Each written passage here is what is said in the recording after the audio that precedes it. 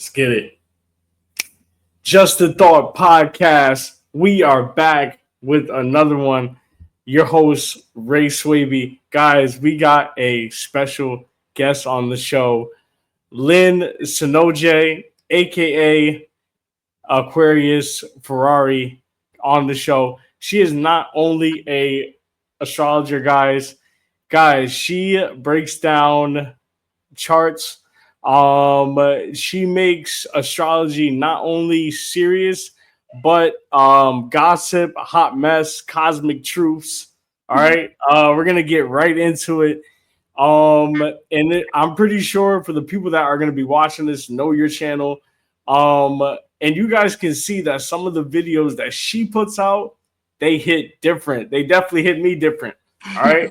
So we're gonna jump into it, know some cosmic truths, know a little bit about different placements, different signs. Welcome to the show. Thank you so much. Thank you. Thank you for having me. Yes. I'm so excited. Yes. So before we jump into the topics, I want to ask you a few questions. What made you get into astrology? I think being your typical Aquarius, just kind of feeling misunderstood and searching for any reason to just figure out why I was the way I was, why I didn't feel like I kind of belonged. And I would do the natural horoscope things. Everybody, reading the back of a magazine, downloading a little app. And sometimes it would be a little off. So I started, trying to dig into why it wouldn't apply. And the rabbit hole just got deeper and deeper. It got deeper and deeper. And then I just fell in love with it. I'm still learning, Yeah. So what made you fall in love with it specifically? Let me ask you this. What is a stereotype about Aquariuses that you later found out? Oh God.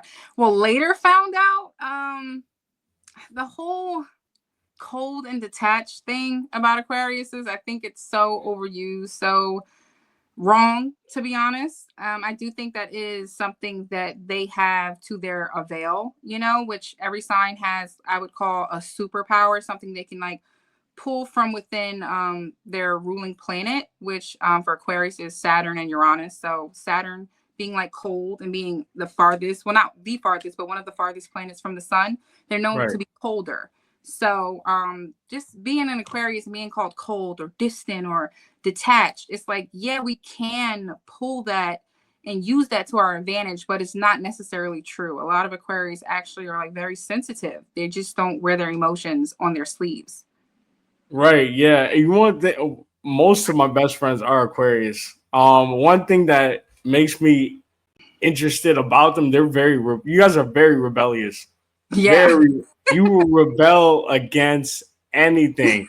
Like, and if there's a reason to rebel against it, y'all are gonna do it. Definitely. So it's very easy for me to spot out an Aquarius. Yes, like astrologer is an Aquarius job, but like you can tell they're usually the loudest in the room or the most transparent. They usually come up with the best ideas, and they're usually fighting against one of the people in the room, rebel in some way or some fashion. That's what I really like about Aquarius people. But the bad side is because they're a fixed sign, the stubbornness comes into play. I was waiting for it. I was waiting for it. The stubbornness comes into play. All right, let me ask you this. What is a truth? What is a true thing about an Aquarius that people don't know? Good question. A true thing about Aquarius that people don't know, besides, the sensitivity, which I just touched on, which I could expand on, but because I've already touched on that, I'm going to say that a lot of Aquarius actually do want a sense of belonging. That whole black sheep role and being misunderstood can lead a lot of Aquarius to feel like they never belong to their community, to their families, to even their friend groups that they've, built themselves. So a lot of Aquarius, like, while they can kind of revel in being different and living outside of the box and being detached from society, a lot of Aquarius also yearn to be a part of it. Yeah, I noticed that. I noticed that. Let me ask you this. Which zodiac sign thinks they're the main character, but they really aren't? So I'm not going to give you the stereotype because I think everybody knows what I want to say. um, See, I think everybody would say Leo. I think everybody would say Leo, but I'm going to say Aries. And I'm Ooh. going to say Aries because they're the first of the zodiac sign. So they often think what they want and what they do matters first. And they're also known and to be symbolized as the baby, the child of the zodiac. So, like children, they don't consider other people. I'm not saying specifically all Aries, but as a child, you don't consider other people's emotions. You're not as a baby crying like, oh, well, let me stop. Mommy needs her sleep. And that's kind of the energy that Aries tend to embody. They're very self-centered, and I don't mean in the triggering description of that word. I mean literally, like, a lot of your logic is centered around self. So that's why I would say instead of Leo, I would choose Aries. Aries. I would see. And for me, I was gonna say Leo. I wasn't thinking Aries. I was actually thinking Scorpio. Well, Scorpio is Aries' planetary sibling, so that makes sense. But I why didn't did even you know say that. Scorpio? Because it like they come like the stereotype that we give Scorpios, like they're very mysterious, they're very to themselves. There's a lot of Scorpios that have big egos. I met a lot of them that have big egos that need to be the center of attention, especially the ones that like Scorpio risings. Mm, They are the center of attention. I I'm would a have to Scorpio say. rising. You're a Scorpio, okay. And it's crazy because um actually I just I would say I'm working on being comfortable in the spotlight. But I don't but know if I would apply that to my Scorpio rising or to my Aquarius placements. one thing about a Scorpio rising though, you're very whatever you do is very magnetic to other people. You Yeah. guys are very you can go somewhere and draw a crowd naturally. That I think that is so cool about Scorpio risings. I'm a Gemini rising, so Ooh. I'm just talking for days. It makes Yes. sense you have a podcast. Yeah. Actually, wait, pause. I need the whole big three. Oh, okay. I was Yeah. gonna wait till the end. All right. Okay. Um, my sun is in Taurus. Ooh, okay. My moon is also in Taurus, Okay. and then I'm ascending Gemini. Wow. Okay. You look more like a Taurus. Yeah, a lot of people say like the first impression of me is either Taurus or I've gotten Pisces sometimes, I can see Pisces but with double piercings. oh, okay, my Mars is in Pisces. Okay. So but when I open my mouth, they're like, okay, you're not just Taurus, you're something else, right? Well, So you speak slowly, so that's also a Taurus trait, like kind of like speaking slow and steady. yeah, yeah. The thing is, I speak slow and steady, but what's in my mind is faster than what the way I talk. Okay. Yeah, yeah. What's your Mercury? Um, what's my Mercury? Mm-hmm. Aries. Ooh, Yeah, spicy. Spicy.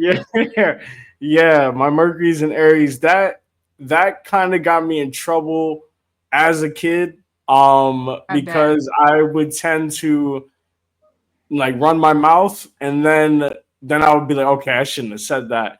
The thing Yeah. is, sometimes I do things without even thinking, and that's one thing I need to work on because of the Mercury's and Aries. Yeah. I would Yeah, say, do you put your foot in your mouth a lot with that a Aries Mercury? lot, a Yeah. lot, especially with with content creating. We always got to put out videos, right?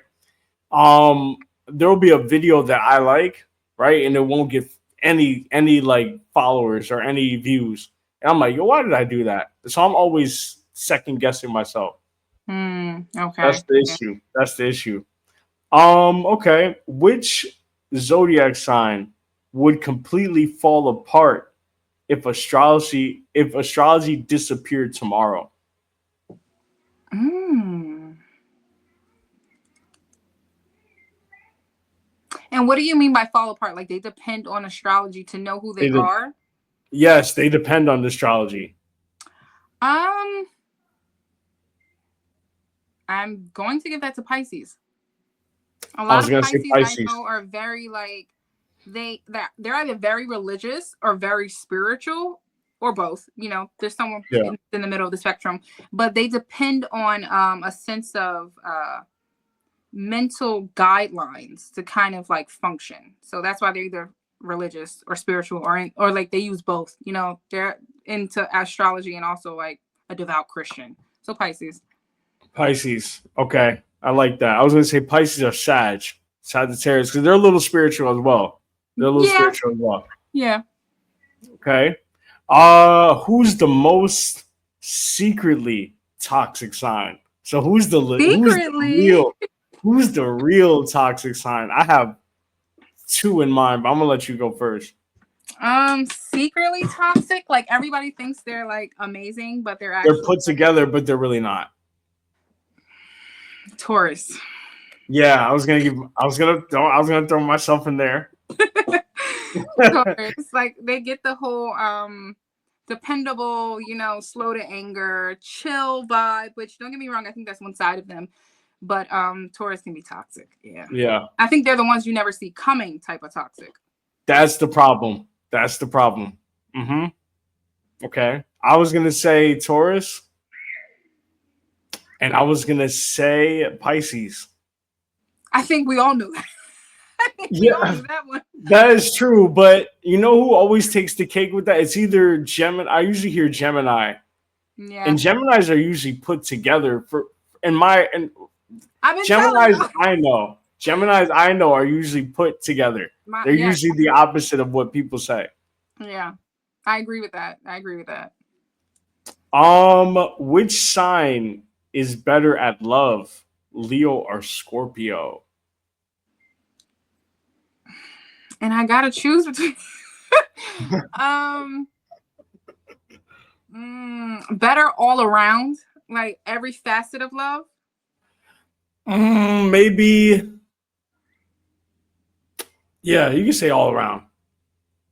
Oh, that's a really good question, and that's hard. I'm going to say, even though I think Scorpios would think they would be the answer, I'm going to choose Leo, because it's not like I've always say on my page, Scorpios like to put people through trials and tests to kind of prove that you guys should be together, that they should trust you, or you know, the long list of being in a relationship. And that deters people from them. You know what I'm saying? And it makes the entire relationship feel like one long Hunger Games trial. Whereas Hmm. Leo, while they have their flaws, they are very nurturing. They are very loyal once they choose to commit. They are a fixed sign. So when they commit, they're committed. Um, and they're loud with their love, which I think a lot of people, I'm speaking of like if I was to date one, you know, and Hmm. unbiasedly, not just as an Aquarius. Um, People would enjoy overall dating a Leo because they're loud with their love, you know. They tend to like to shower their person, and not that Scorpio doesn't. It's just like those trials and tribulations with a Scorpio and those mind games can exhaust someone, whereas Leo is a They're little too bit more much. upfront. Yeah. Them trial and tribulation games, let me tell you, they are too much. I had a few Scorpios in my life.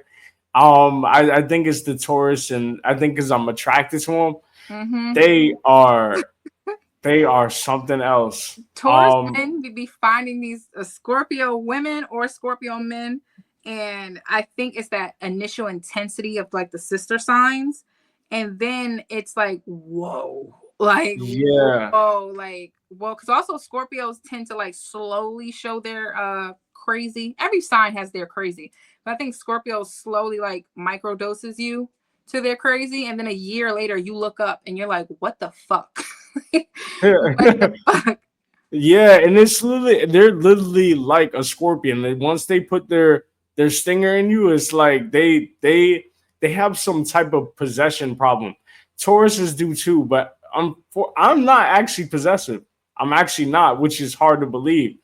I Scorpios are very possessive, and that it's a attractive thing, but it's also it scares me sometimes. Yeah, because possessiveness is attractive initially until you see how dangerous it can get, and then you're like, oh wait.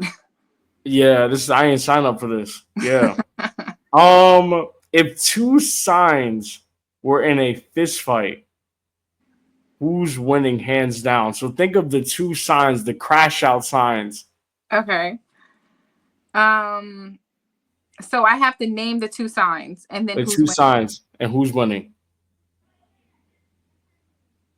This is so. Oh my god, I love your questions. Like, chef's kiss.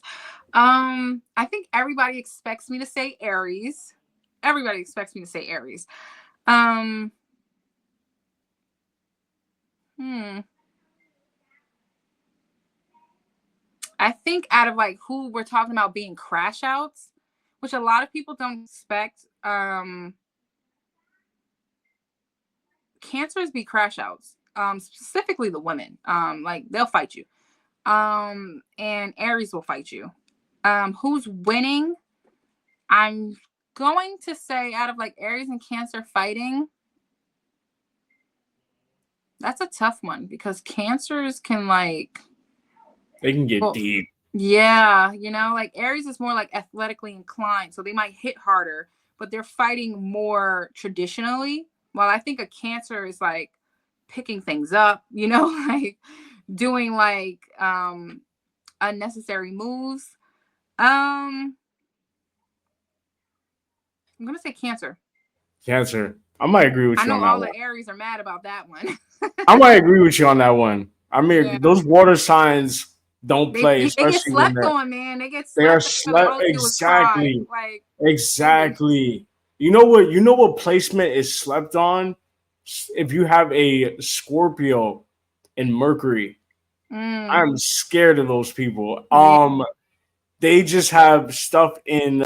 They keep receipts for years, and then once they're mad at you, they are going to release everything. So I And their don't mess with no long Scorpio Mercury. term, like their revenge is never instant. Like because they're a planetary sibling with Aries. Aries is like, I'll punch you in the face the day we're arguing. Like I'll flatten your tires the day after we're arguing. Scorpio is like very methodical and slow and steady, and they're very thought out with their revenge. So like 5 years later, it'll be like an accumulation of like multiple things that were put together to be put in place where like you lose your entire family. That's some Scorpio shit. like that's like they've slowly been like creating fake emails to make it seem like you had an affair so you lose your wife. And then like, they'll slowly put together like fake things to make it look like you were abusive to your kids, so now your wife gets the kids. Like shit like that is how like a Scorpio Mercury would think. Yeah, yeah. Since you're a Scorpio rising, do you have some type of like do you understand Scorpios in some type of way? Definitely. Your rising is like your ruling planet. So for me, I was just saying this on my live. I resonate with Pluto quite a lot. I feel like I'm very intuitive for an Aquarius, and I can be very emotionally not driven, but I can feel emotions in a room very easily, and I don't believe that's something that neither my Aquarius Sun, my Aquarius Mercury, my Mars, Oh, none the of those. Mercury is in Aquarius as Yeah. well. Oh, okay. You're cutthroat. Yeah, Okay. yeah. So you would think like, oh, she's so cold because my Mars is in Virgo. So you would think like, oh, she's very Oh, methodical, she's very cold, she's very detached. But really, like, I feel a lot of things, and they don't be my feelings. That's the thing. I pick up people's feelings like, yeah. oh my God, like they're colds. I just pick them up and I pick them up and I have to deal with them. So I definitely understand Scorpio energy very much so, like very much. So that Mars in Virgo, first and foremost, you're all about business. Mm-hmm. Are you a little bit of a perfectionist as well? Absolutely. I also have a Virgo Okay. moon. Yeah. So Oh my yeah. God. So the Okay. self-doubt is like, it's always a little bitch on my shoulder, like, you're not good enough. And I'm like, stop, shut up. She's Yeah, like, no, you're never gonna be great. Virgos, they're really smart, really, really smart. They critique everything, but they're very hard on themselves. Very. Very hard, very Now imagine hard. your emotions being ruled by Virgo. It's like everybody else's emotions, because Virgo is also like that, like the healer, the helper. They like to help people. So your emotions being ruled by Virgo, like you want to help somebody get out of a bad mood, but when you're feeling down or you're feeling depressed, it's like, oh bitch, you don't matter. Oh, chuck it up, like you're fine. Yeah, they're cold. They could be cold too. They could be cold. So let me ask you this: which sign would you never date twice? Oh. um well, that means I would have to date them once. And there's signs I would never date once. So I'm gonna exclude those from the list because there are signs that I would date once, but never twice. I'm going to say Taurus. I'm sorry. I'm sorry. It's just the compatibility is not there. It's not there. It's not. It's not. I think like Taurus and Aquarius share a lot of things in common, which I think a lot of people don't know, like that stubbornness, that like being hard on yourself. I do both think, like I always say Aquarius is like the earth sign of air signs. So I think like that way of thinking, and they're both fixed signs. So I think it's Right. like two brick walls. How do you build that bridge? When y'all both are like, well, I'm over here. Like, well, there's really no give and take. It's a lot of just Yeah. like, well, you're coming to me, or And I feel like as a as a Taurus, I feel like the Aquarius will be in prison. I think the low key you guys will be in prison because a Taurus, and that's one thing I had to unlearn about myself, is we don't know we're selfish. That's the problem with Taurus. We don't know we're selfish because we're always giving. Oh, they're so sweet. We're very selfish. And I think when it comes to love, we're very like protective. And I think for an Aquarius, that is like, you got to give me some freedom. And a Taurus does not believe in that. So I don't. That is one of the worst compatibility matchups, I would have to say. yeah. For me, I would never date a Virgo again. And surprisingly, I'm an Earth sign. I would Tell never me date more. a Virgo again. It's the orders. I don't like to be told what to do. Mm-hmm. Um, it's I have a bad habit of being late. All right, I don't know what it is. I tried my best. Okay. I tried my best. It runs in my family.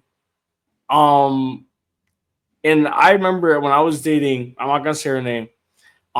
She was a Virgo, and I remember this one specific time we're going to David Buster's, and I happened to be a little late, right? So I'm like, yo, I'm gonna be there. Don't worry, blah blah. 5 minutes. I said 5 minutes late, but in CP time, that's like 20 minutes late. But Mm-hmm. whatever. So I get there, right? She pulls out her phone and she goes through the text and she's like, yo, I messaged you at this time.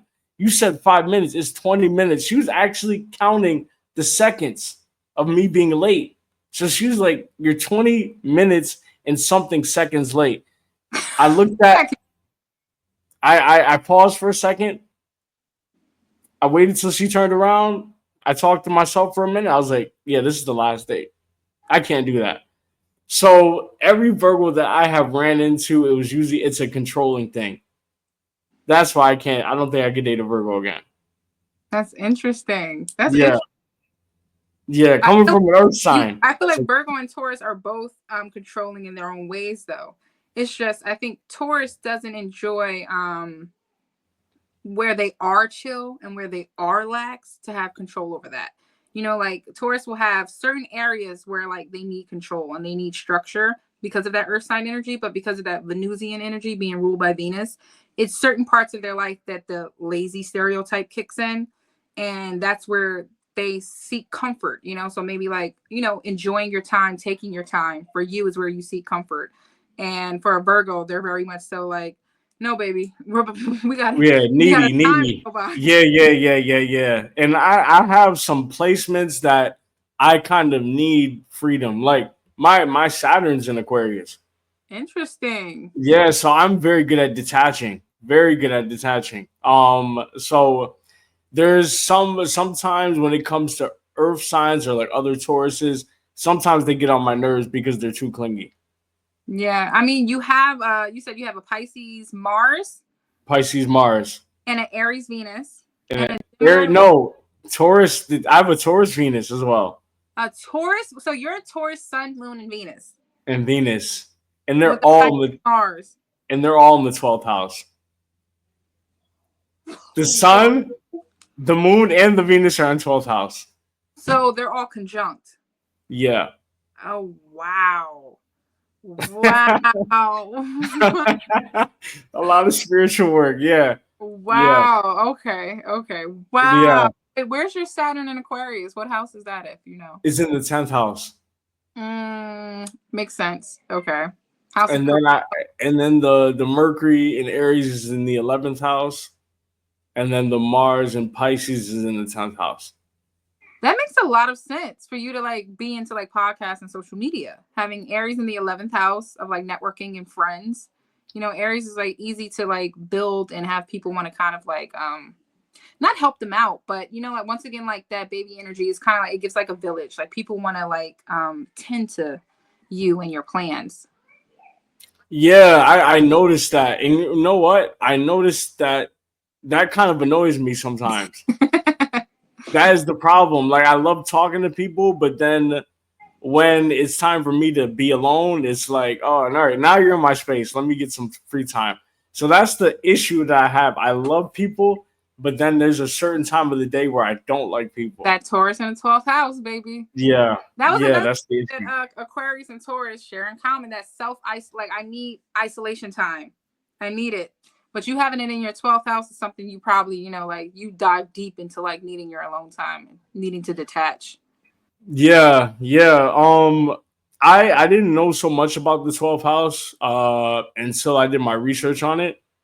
But I was like, because I got first I watched a video on TikTok, right? They were saying all these negative things about it. I was like, oh my god, I'm screwed. Like my chart is no good.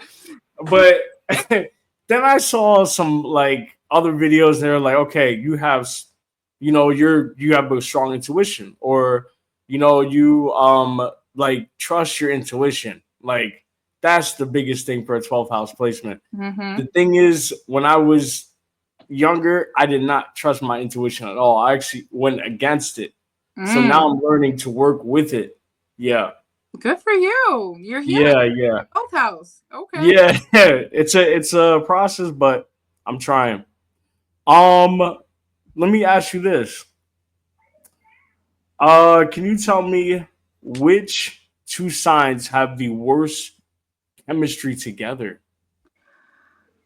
Ooh. The worst chemistry between two signs. Yes. Interesting. There's so many that like come to mind, but then there's like other placements that could make it work. I'm trying to think of like two signs that like even with other placements they're not working. I have so many questions to ask you. I'm so interested. Okay, go ahead. Oh god. Okay, so I'm gonna rapid fire. And I'm also on live, so they're gonna hate to hear this because these two swear they belong together. Aquarius and Cancer. No. Ooh, okay. Even though I made a video about how I feel like Taurus and Scorpio is like Dom and Letty from the Fast Saga. And on the off chance that you guys are Dom and Letty and is working like that, no. Aries and Capricorn. I can see that. What about Leo and Pisces? That was next. Leo and Pisces and Gemini and Pisces. Gemini and Pisces. See, that is surprising. That is surprising because both of them are, I forgot, what are they, mutable signs or something like this? Both mutable. Um, but they both are kind of similar to each other. Mm-hmm. One's a little bit more crazy. The Pisces, I'm not trying to offend nobody. They just something's wrong with them. But Gemini and Pisces, for me, that makes a perfect couple. But I would understand why. I Because think they would think that they would make a perfect couple because of that mutable energy, and they're usually both like, don't get me wrong, both of those signs have like introverted, like an introverted population of them, you know.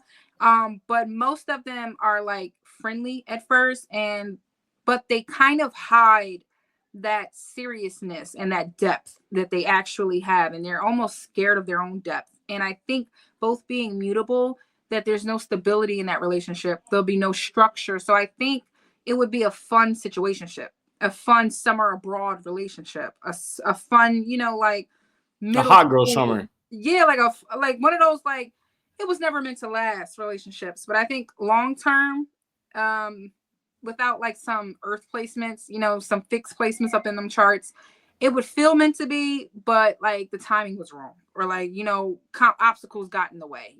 That's how they were last on my list, because they do feel like they're one and the same, but I don't think they actually have the building blocks to work it out. Okay. What couple? No, not what couple. Sorry. What signs can be in a long distance relationship? Mm, definitely Capricorn. um, Okay. Capricorn, and I think Sag. A Sagittarius. Yeah, I think a Sagittarius can be in a a long distance relationship, because they need their freedom, they need their time alone. Don't get me wrong, they like to be up on body, but they also like to go out with friends. They like their time with you, but they also like their time apart from you. So I'm saying Sag because they can endure the time away from you, where some signs can't. Okay. Okay. I see that. But them being away from you, are they cheating and being faithful? Are they being You faithful? ain't That's say the question. faithful. Oh, okay. You ain't say faithful. You said Okay. relationship, which is long distance. Okay. Um, Tell me what placements give off diva energy. Mm. I mean, Leo, Libra, um, Virgo, but Virgo gives off like quiet diva. Like, this is effortless. Leo gives off more so like you want to be me diva. Libra gives Big off facts. more so like soft girl diva. Like, I mean, you really think I'm pretty? Like that. Sag gives diva too, but Sag gives like Boss. I'm her. Like, I'm her. I Yeah. know I'm her. Like, they give that diva. Um, and that's as much as far as I would say. There's other like obviously pretty girl signs, but as far as like diva, I would say those signs. What signs are the biggest liars? Oh baby. Y'all want me to say Gemini, don't you? And it's not even that. They're not even in my top three. I'm going to say Pisces. And I'm saying Pisces because the whole rule by Neptune thing, they love to sell people a dream. They're great at constructing mirages to implant you into, and withdrawing that illusion on their own terms. So while people will say Gemini because, a Gemini will gas a story, or like bend the truth to like either make a story more interesting, or kind of gaslight their way out of the hot seat. Pisces lie like it's a hobby. Yeah, gives me serial killer vibes. They're very good liars. Very, very good liars. Very good liars. Yeah. Yeah, I have to say that. I would have to say that. I did with I'm gonna ask you, I'm gonna actually flip this question because I asked this question to another astrologer. What is the best moon? No, what is the best sun moon combination? that you've ever Sun and seen? moon, the best one? The best one. Oh, okay. Now this is personal preference. Personal preference. Go ahead. There's three. So I'm going to add rising into it just because I feel like that kind of has to like make or break it. So this is completely not to flatter you. I love Taurus and Gemini combo. Love it. It gives like chill, homey, like I'm down for anything, but like not that you can take advantage of me, yes man energy. You get what I'm saying? Like Yeah. the Gemini adds like the friendliness, the lightheartedness, and the Taurus adds like a certain type of confidence in who you are. So it makes like a very well-rounded homie. That's what I love. It gives homie, but personally for me, I really love it. So Taurus and Gemini in the big three, love that. Eat it up. Gemini and Capricorn in the big three. Love it. Eat it up. Once again, you're cool. You know, you can pivot, but you have structure. And I love to see like an air sign with a Sag moon. Love to see it.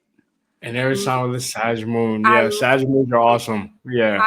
I love to see it. I love to see it because I feel like a lot of air signs have a certain self-doubt about them, which a lot of people don't know. And that Sag moon, once again, it gives I'm her, you know? So it's like I'm creative, you know, I'm thoughtful, I'm in my mind. But that Sag moon kind of brings a lot of that out to reality, you know? It gives you a certain spice. Yeah. Yeah. The Sag moons are is one of my favorite placements too. They bring the kid out in you. Yeah. The only bad part about them is when it comes to like getting serious about their feelings. That's when they, where are they at? Where you at? Where you at? They're gone. That's Yeah. the only problem. That's That's it's the only crazy problem. because if you notice, I said Gemini and Sag a lot because they're sister signs, and I love that playful inner child energy. Well, I'm a Sag Venus, so I eat it up. People who still Oh, have you're a like a good, Sag Venus. yeah, so people who Okay, have a okay. good grasp of like still being playful, still being able to like not take themselves so seriously. Even when you know how to take yourself serious in one part of life, you still know how to like just frolic, you know, like Yeah. be a kid again. So how do you deal with having a Sag Venus and the Virgo Mars? How do you deal with that? So my Sag Venus is in my first house. So Oh, the I kind appearance. of lead with that a lot. Even though I'm a Scorpio rising, my first house only has 5 degrees in Scorpio and the rest of it is in Sag. So for me, The that look, the appearance is important for you. appearance Yeah. crazy because it's not. It's not. It's not. Oh, usually the first house is the appearance, if I'm not mistaken. Yeah, a lot of people that I mean that's there's on paper astrology, and then I always say like there's like actual astrology, which I try to make my page about. It's like because a lot of things or people are a certain way on paper when astrology, and then like when you find it in the real world, it's different. For me, like I think with my Virgo placements and having that Venus in the first house, I'm always put together, but I'm never like wearing labels or like super materialistic. Like I'm just wearing like clean clothes, well fitted clothing, you know, clothes Yeah. that I guess like enhance my physique. You know, I'm tall and I'm a little curvy. So it's like I wear clothes that are like good for me. I never come out with like eye boogers or some shit like that. Like I make sure like my skincare is popping, you know. Yeah, yeah, yeah. Looking all right. But besides that, I really could care less. For me, more so having Sag Venus in my first house, I enjoy finding people that are fun. That's Mm. literally like I would say what that Sag Venus does for me. And it kind of pushes that Virgo the fuck out the way. Like it makes me enjoy wanting to have fun, talk about fun things, which like you said about Sag, it makes me sometimes not want to talk about emotions or like go into the emotional realm of things. I'm all about the lighthearted, the surface level, the fun, you know? Right. And then with Virgo being a little scared to go into the emotional realm and Aquarius being detached, you can see how it's like they all follow suit. Yeah. That's one thing I find cool too about the birth chart. It's like it's like a whole system that's running, and it's you. Hmm. You know what I'm saying? Like you like look at your chart. You're like, oh, okay, that's where I'm fucked up at. Oh, damn. And then you can fix it, right? Like, Yep. I think it's so cool. I think it's cool. Let me ask you this. Have you ever looked at somebody's chart and cried? Oh my God, yes. Yes. Like I told you, I'm on live right now. So Amber, if you're in the live, hey girl. When I looked at her chart, and we had a Zoom meeting afterwards because I do birth chart readings like via email, or you can book the unlimited, which is like a Zoom. And in the Zoom, like it was so hard not to like tear up while we were breaking down her birth chart. It was just a lot of placements that like kind of told me like not a lot of her home life went well, you know, and there was like some familial wounds, and I kind of resonate with that myself. So it was just so hard trying to be professional while like my heart was like breaking for the things I can tell like she's been through or felt through her life. Hmm. Damn. I appreciate you for sharing that. And have you ever looked at, can there be too much of something in a chart? Like, can there be too much of one sign in a chart? I feel like too much of any element overall in one person's chart can make them very one-sided. Um, so I think if you have all elements in your chart, no matter where they're placed, it makes you very well-rounded, and they're all kind of like pulling at each other to make you work efficiently. Whereas, like if you have all water or mostly water in your chart, and the only other elements are fire, that makes you a very impulsive, emotional person. You know, so it's like it's very hard for you to find structure or do things long term because your emotions and your impulses affect you greatly, you know? Whereas if you have a lot of air and earth in your chart, it makes you more logical and methodical. So you may have that structure, you may have that stability, but you don't have that emotional intellect there. So it's very hard for you to communicate with people, even though you would think like, well, wouldn't air and earth make a great communicator? Yeah, if we're talking business. But if we're Yeah. talking relationships, it makes it very hard for you to communicate with people because you're thinking all facts and points, and somebody's just telling you how they feel. So if Yeah. you don't have at least I would say at least 3 out of the 4 elements in your chart overall, it's going to be a little hard for you in one aspect of life. Okay. What sign is always broke? Oh God.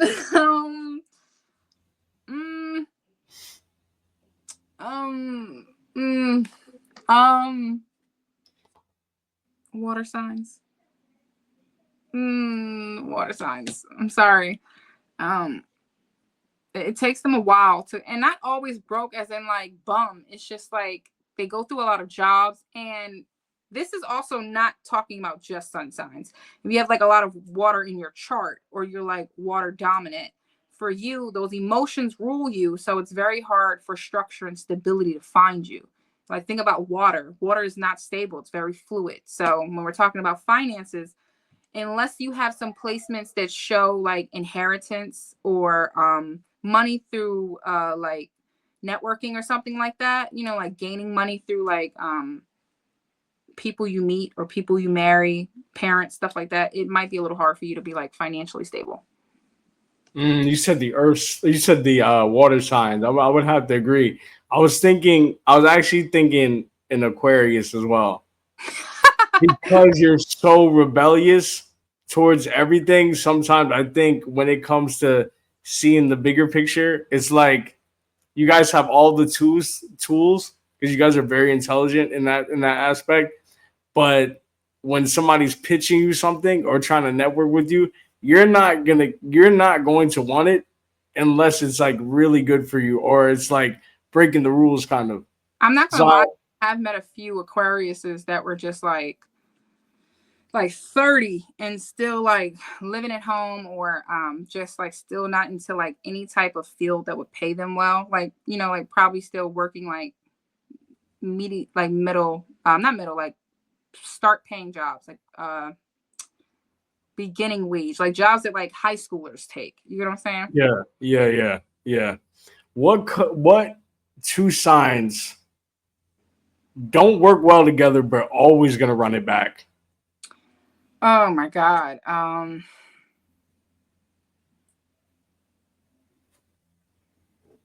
Aquarius and Cancer.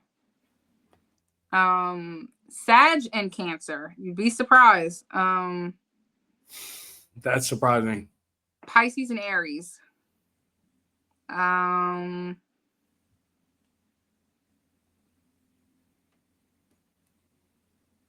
that's all I got at the top of my head. Why Pisces and Aries?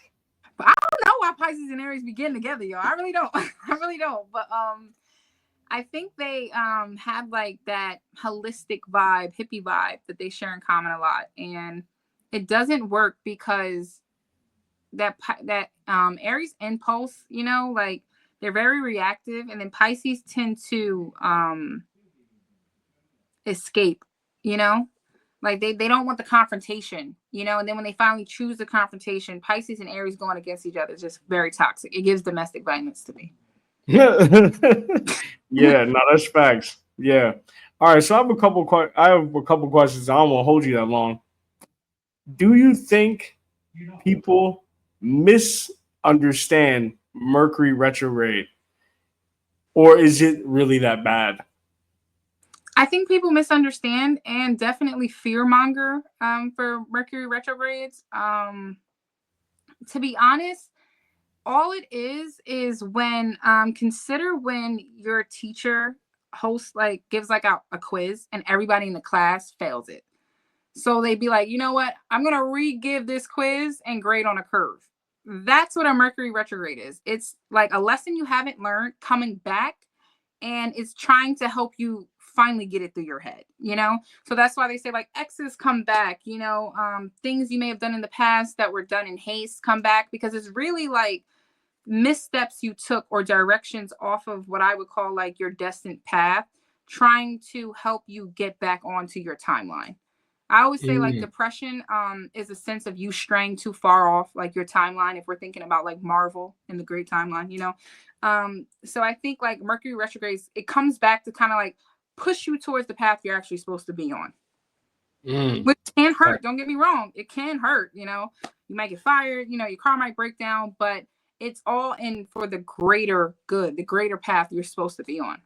Yeah, lose your keys, throw them in the garbage by an accident. That happened to me. Taking out the garbage, had the keys in my hand, the same hand as the trash bag. I was like, "Yo, my keys ain't in here." That's Looked in the garbage. They were in the garbage, and didn't get them because it was too deep in there. I had to because I live in Spain. I'm from CT. I'm from Connecticut, but I live in Spain. Um, and here things don't go quickly, right? So I'm talking to my landlord like, "Yo, I need a new set of keys," and it was, I think it was Saturday. She's like, "We're gonna have to wait until Monday to get your keys." So yeah, this was during Mercury retrograde. I lost them in the dumbest way possible, throwing out some trash, and they ended up in the garbage. That's interesting. Yeah, you threw them away. There's some signs meant there. Yeah, signs or I'm a little slow. It's either or. um, how much does a rising sign really matter in a relationship? Not much. Not much. I think it matters mostly with initial attraction. You know, like your rising is more so what affects you seeing that person across the room. You know, what drew you into like locking eyes with them. But after that, not much whatsoever. I mean, it might impact how you feel about them. For instance, if they're like a Libra rising, so they get a lot of suitors, you know, they get a lot of attention. That might matter because you may feel some way about that. But as far as like your actual connection, not much. I'm happy you. That leads to my next question because you said suitors. What what sign has the best riz? Well, I'm not going off sun sign. You can go on placements, or yeah, Venus Yeah. or placements. Yeah, has the best riz. Mm, Libra rising, obviously. Surprisingly, Taurus rising. I mean, they're both Venus. So Venus risings, Taurus and Libra. Suns, Sag and Gemini. And honorable mention Pisces. But that's very consider other placements. You know, you got to really consider other placements when you're talking about sun signs. So Sag, Gemini, honorable mention Pisces. Mars, Taurus, Mars.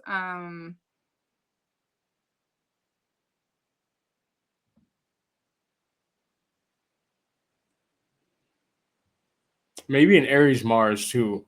I'm thinking on Aries Mars, but I'm trying to truly think if I want to say Aries Mars, because of like Mars is not only like your sexual attraction, it's also like your aggression and your drive, you know? So I'm considering all the aspects of that being your Mars. So I will say Aries Mars, but you got to watch out for the other placements. Definitely, I would say a Taurus, Aries, Mars, and where was the next one I was saying? Girl, go back to it. Go back to it. Go back to it. Fuck it. It's gone now in the ether. And as far as like Venuses, there's a bunch. Oh, Cancer Mars. That's where I was going. Cancer Mars. Cancer Mars. Yeah, that nurturing, that person feels like a hug, you know? So that's how like people appeal to you because you feel like home. So I still would consider that like Riz because it's like you're pulling somebody, but just in a different way than like the Playboy or like, you know, Diva Riz. And for Venuses, when Venus is at home, so Taurus and Libra Venuses, surprising. Gemini Venus too. Yeah, I was about to say Gemini and Sag Venuses because that whole, you know, it feels like that teenage love when you're fucking with them. And I want to say also, now this is going to be controversial, Capricorn Venus. And I'm saying this because they feel like daddy.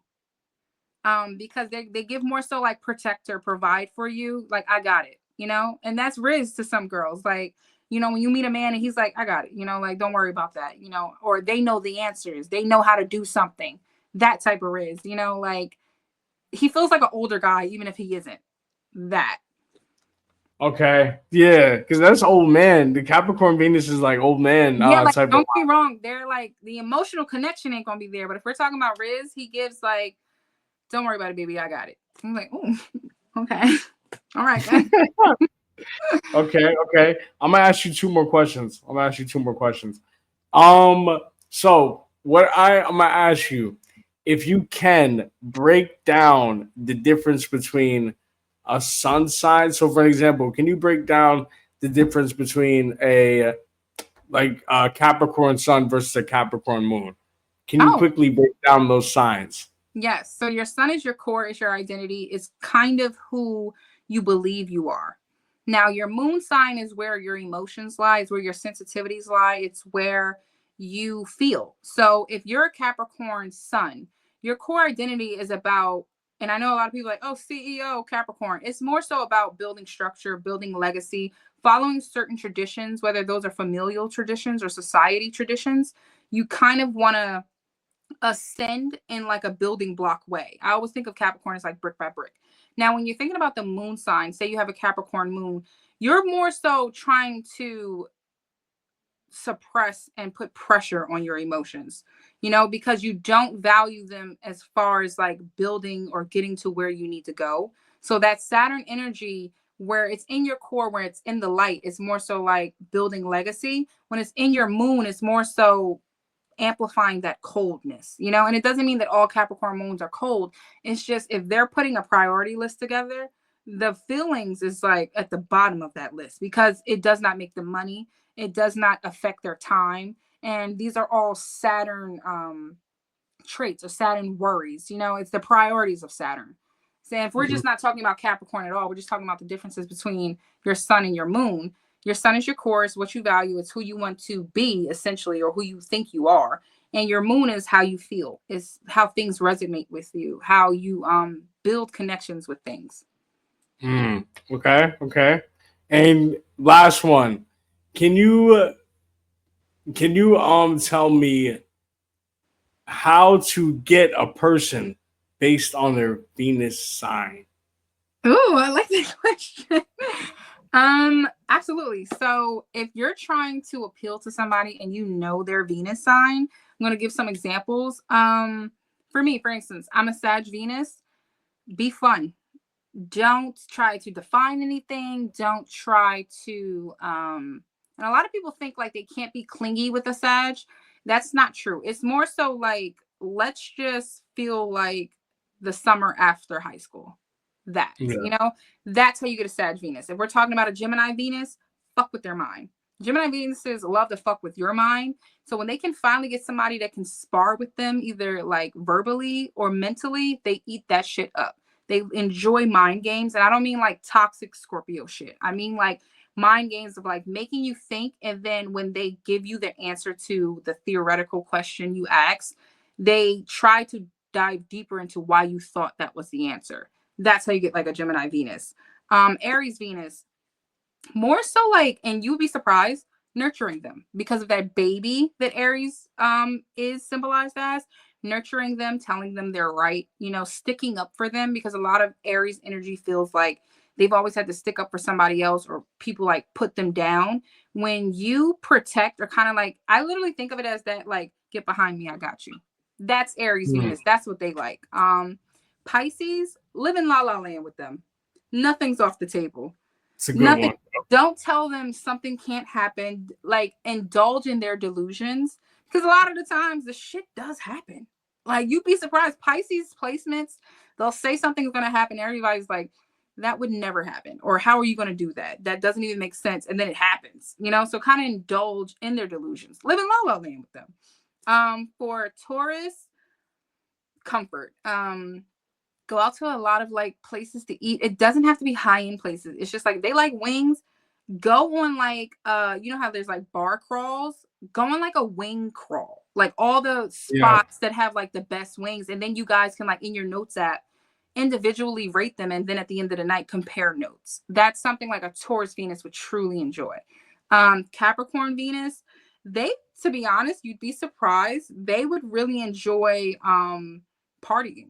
Like, a lot of people don't know this about Capricorns. They Yeah, enjoy that threw me off. time.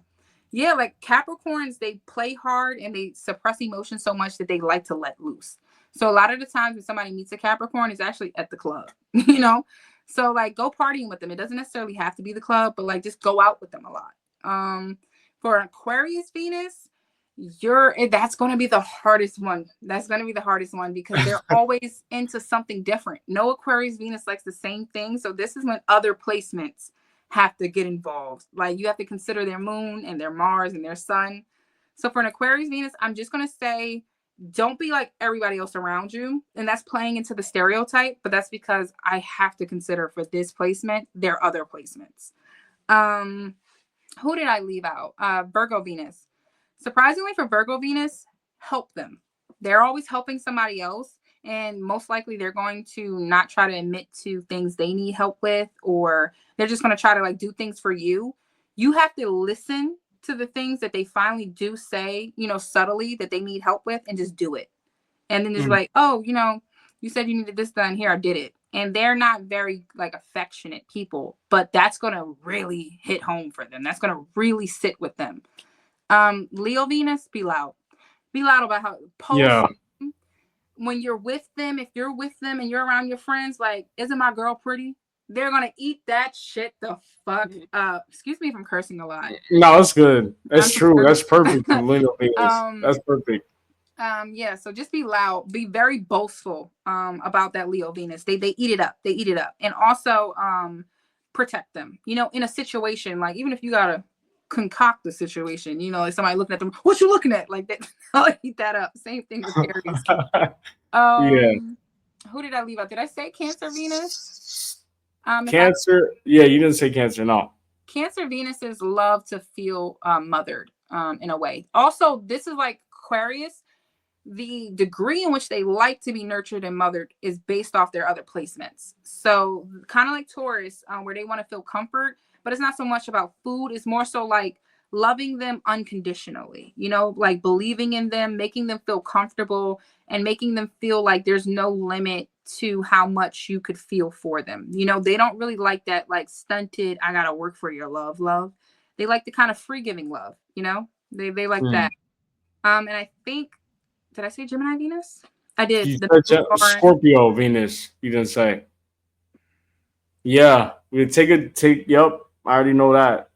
I dealt with one. I already know that. Scorpio Venus, share your location. Give them your Ring camera password. Like, you have to do things that show, one, you're not doing anything behind their back, but subtly, not just saying like, oh, I'm all about you. They don't believe in verbal affirmations. They got to see it. So for them, it's like I said, even though these are hypotheticals, but like sharing your Ring camera, and not like so you can see what I'm doing. I'm not telling my ex to come over. It's more so like, oh, I got this package coming today. I'm busy at work. I won't have my phone. Here's my Ring camera password, so you can check when my package comes, and then never change it. They're gonna be checking that shit. Yeah, they're gonna be checking it. But that's a trust thing for them. It's a building block for them. Also, sharing your location, or like daily check-ins, or like however often y'all talk. Just being like, oh my god, I just got to my sister's house. It has to be subtle, otherwise it feels staged. So you can't be too obvious with it. Like, just got to my sister's house. They're like, why are you telling me? Are you really at your sister's house? Yeah. You gotta be like, tell me why I just got at my sister's house. This bitch got her nigga over here and he acting like a fucking fool. Like that. You checked in. You said you're at your sister's house, but it's not the reason that you're at your sister's house is why you're texting me. You're texting because I dude acting a fool. That's how you get a Scorpio Venus interested in you. They feel like you're being very transparent. You're very trustworthy, just because you're sharing your day, you're sharing your location, you're sharing everything about you without them having to ask. Yeah. All of them. Yeah. And then the last one you guys, Libra Venus. Libra Venus just like you to look good. I'm sorry. Yeah. They like the popular person. They like the person that they feel like everybody else want. They like things that look pretty. I feel like, what is that bird that likes shiny things? Is it crows? I think one of the birds. Crows. It's crows. They're like crows. Like, they like shiny things. They like things that glint. They like things that seem like everybody else wants them, but they got them. So if you're popular, you've already won. Yeah, that's true. That's true with the Libra Venus. I want to end off the conversation because, like I said before, you have great content. I love the energy that you put in your videos. I personally think that your videos bring out another side of astrology. Like, it's not only you're learning; it's like, and you make it fun. You know what I'm saying? You make it fun for people, and it's funny too. Like, yo, you should stay away from this person. I think, I don't know how long you've been doing this, but I think, from me watching your videos, I think, and I know you're gonna blow up, and I just want to be there for that, because I see the energy in the videos, and I see how much the people engage in your lives. But one thing I want to ask you is, somebody that is an astrologer, what would you say to someone that does not believe in astrology but wants to? Dig into your birth chart. Even if you're like, you're not comfortable going to an astrologer, because I've had a lot of people who were like very halfway in the door of astrology, and then I do their birth chart and now they're full blown into it. So even if you're not comfortable going to an actual astrologer, do one of these apps, and the apps that kind of like really get into the nitty gritty of it. I promise you'll be into it after that.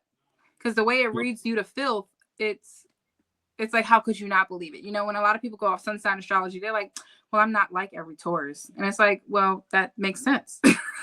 Those people aggravate me. Those people aggravate me. Yeah, those people. There's so many people out there that just think they know it because of their sun sign, and there's so much more into that. Mm-hmm. Those people aggravate me. Yeah. So I have to agree with that. Look into your birth chart. Yeah.